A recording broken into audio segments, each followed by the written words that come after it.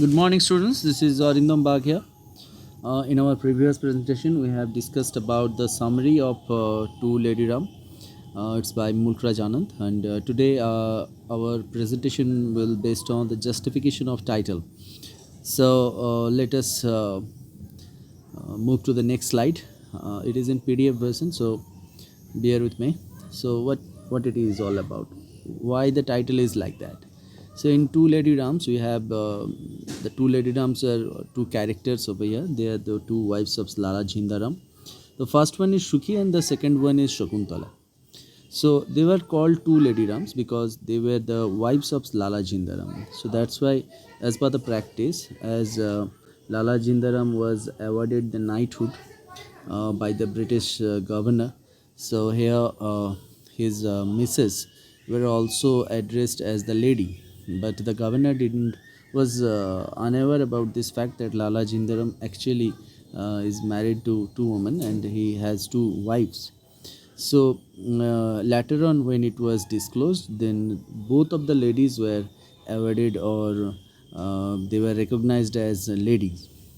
So both longed for the attention for their mutual husband and wanted to be addressed as Lady Ram. Now, in the previous, in those days, polygamy was practiced, and that means polygamy means a man can marry two or three women. So that was the custom of that time. Right now, it is illegal to do so. So, such a rivalry between them was a common scene in Jindaram's domestic life. Now, it is like a competition amongst the wives that who will get the title and who will get the most attention from their husbands. So it was like that. The husband at the beginning easily coped with this cold war.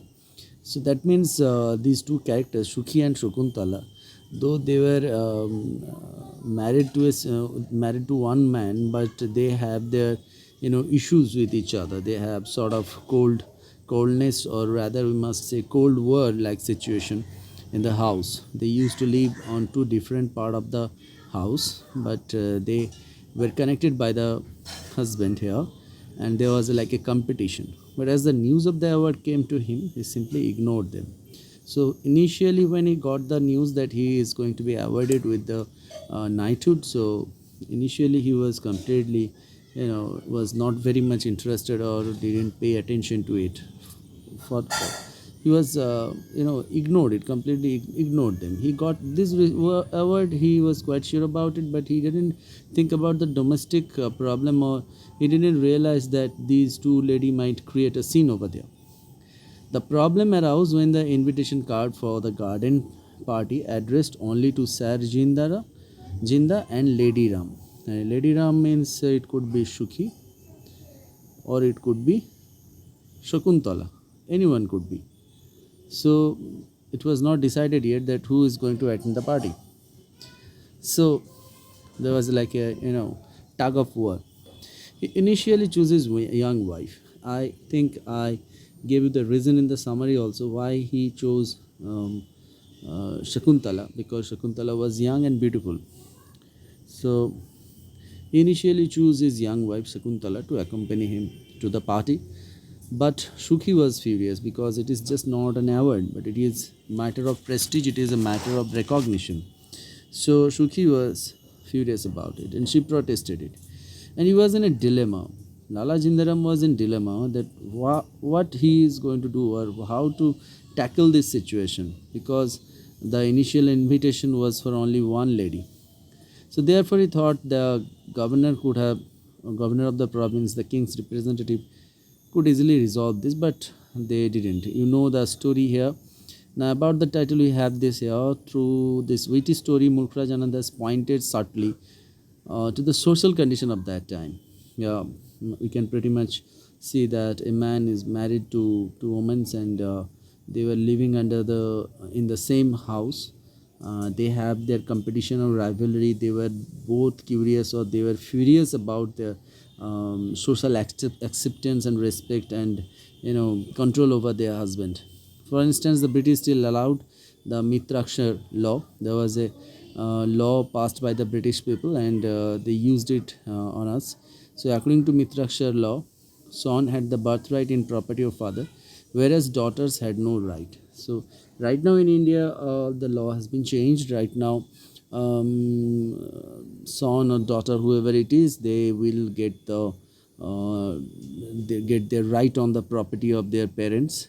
But at that time, only son will get the property, and the daughters were not allowed to have any right on the property. They cannot claim their right on the property.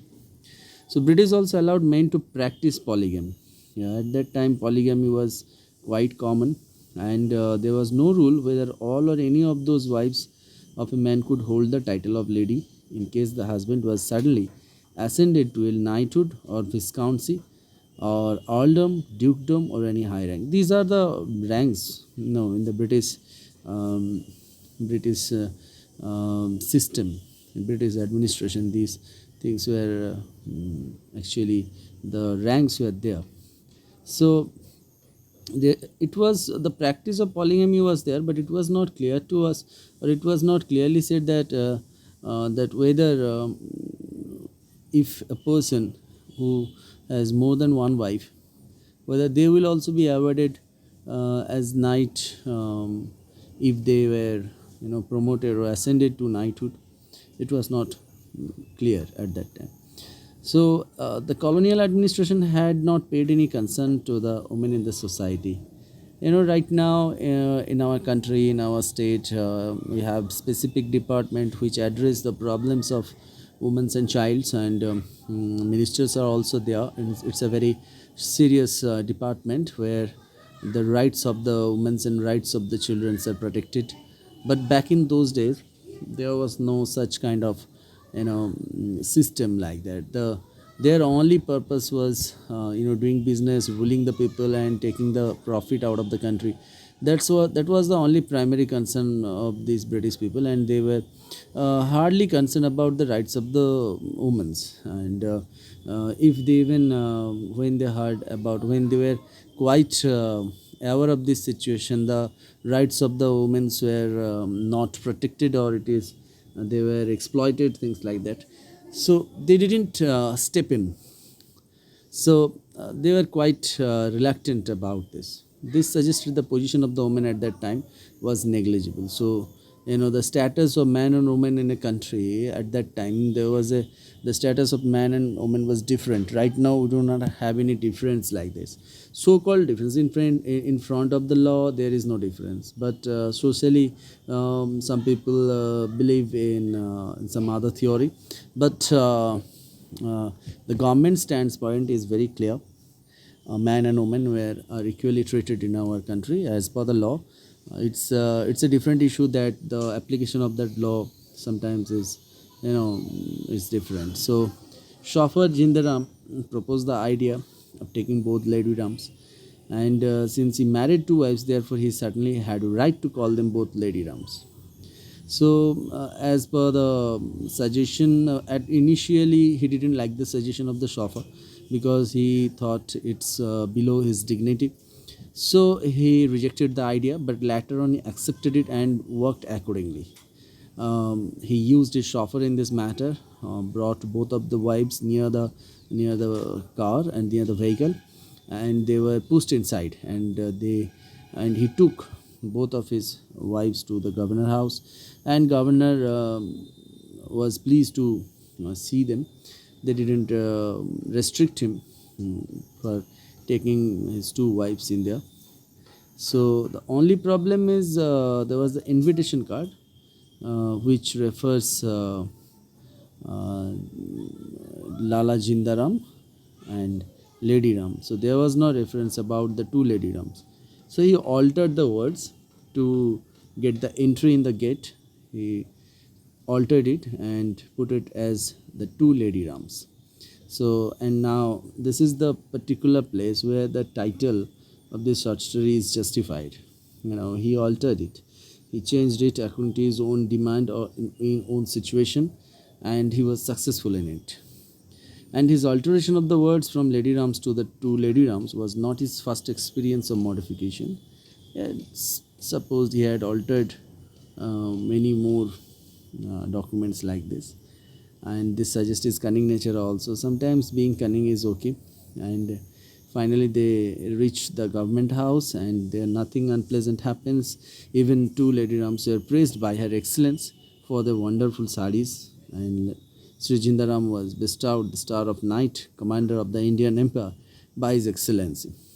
So from that day onwards, Sajinda and his two Lady Rams became an integral part of all ceremonial occasions, which includes Empire Day, cricket match, horse race in the capital, since those were incomplete without them. So this is the story behind the title of Two Lady Ram, and we can see the first time it has been used inside this story is that invitation card where it was written as Lady Ram, which has been altered by Lala Jindaram, and he wrote in this fashion Two Lady Rams. So the title is justified, and the title may be brief. Sometimes it's confusing, but yes, obviously it shows or it speaks a volume about the condition of the woman, and about the social structure of the society, of the Indian society. And even it's like the word lady, it is used normally in case if you are a British citizen, that has been used. But here we can see a sort of infusion, a sort of amalgamation of the two different cultural backgrounds. They were combining here. They were, merged together. Rather, I must say that British culture was merged in our society, and it was accepted also. So that's why the title is apt and justified. So thank you all of you for watching this video. Please like, share and subscribe my channel. I'm only 4 people away from 200 subscriber. Please subscribe my channel. Thank you.